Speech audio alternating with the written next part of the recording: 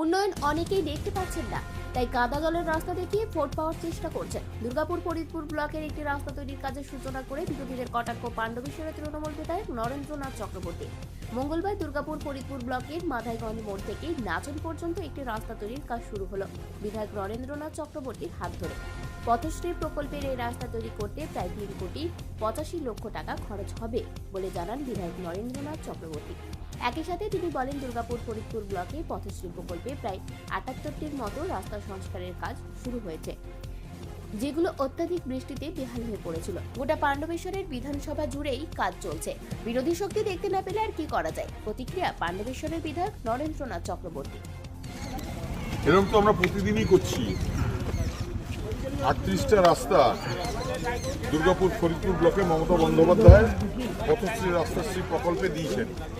আজকেও 3,85,00,000 টাকা ব্যয় এই মাদাইগঞ্জ মোড় থেকে নাচন পর্যন্ত এই রাস্তাটি তৈরি হবে।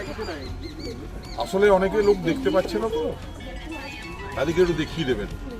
যারা ভাঙাচোরা রাস্তা দেখিয়ে বেড়াচ্ছে, রাস্তার উপর কাদা জমে থাকলে সেই রাস্তা দেখিয়ে বেড়াচ্ছে, তারা দেখুন যে পাণ্ডবেশ্বর বিধানসভায় কিন্তু কাজ হচ্ছে। অন্তত ভালো কিছু দেখা। দুর্গাপুর ফরিদপুর ব্লকের ইছাপুর স্বাস্থ্য কেন্দ্রের আধুনিকীকরণের কাজ শুরু হবে বলেও মঙ্গলবার জানিয়ে রাখেন পাণ্ডবেশ্বরের তৃণমূল বিধায়ক নরেন্দ্রনাথ চক্রবর্তী। খুব তাড়াতাড়ি এই কাজও শুরু হয়ে যাবে বলে জানান বিধায়ক নরেন্দ্রনাথ চক্রবর্তী।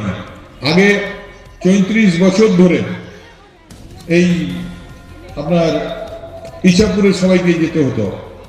ইছাপুরের হসপিটালটাও আমি বলতে চাই না, তো বলে দিচ্ছি এখানে, ইছাপুরের হসপিটালটাও আপগ্রেডেশন হবে। দীর্ঘদিনের দাবি পূরণ হওয়ায় খুশি এলাকার মানুষজন। ধন্যবাদ জানালেন বিধায়ক নরেন্দ্রনাথ চক্রবর্তীকে।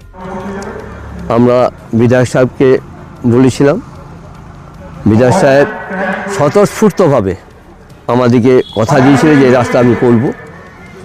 এর আগেও হয়েছিল, কিন্তু সেরকম হয়নি। বিধায়ক নিজে স্বতঃস্ফূর্তভাবে এই রাস্তাটি আমাদেরকে উৎসর্গ করলেন। এই রকম কর্মবীর মানুষ, আমি ওনাকে কর্মবীর বলি।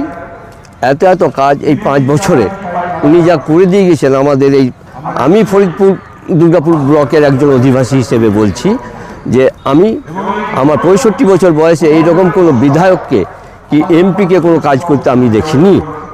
আর খুবই ভালো লাগছে যে সবারই সামনে সর্বসাধারণের সাথে উনি কথা বলেন, সব কথা শোনেন, তাদেরকে সাহায্য করেন। আমরা খুবই গর্বিত যে পশ্চিমবঙ্গে এরকম একজন বিধায়কের সান্নিধ্যে আমরা বসবাস করছি। দুর্গাপুর ফরিদপুর ব্লক তৃণমূল কংগ্রেস সভাপতি শতদীপ ঘটক, পশ্চিম বর্ধমান জেলা পরিষদের কর্মাধ্যক্ষ সুজিত বন্দ্যোপাধ্যায় ছাড়া অন্যান্য বিশিষ্টজনেরা মঙ্গলবারের এই অনুষ্ঠানে উপস্থিত ছিলেন। দুর্গাপুরের ফরিদপুর থেকে অনুরাধা সেনগুপ্তর রিপোর্ট, খাঁটি খবর।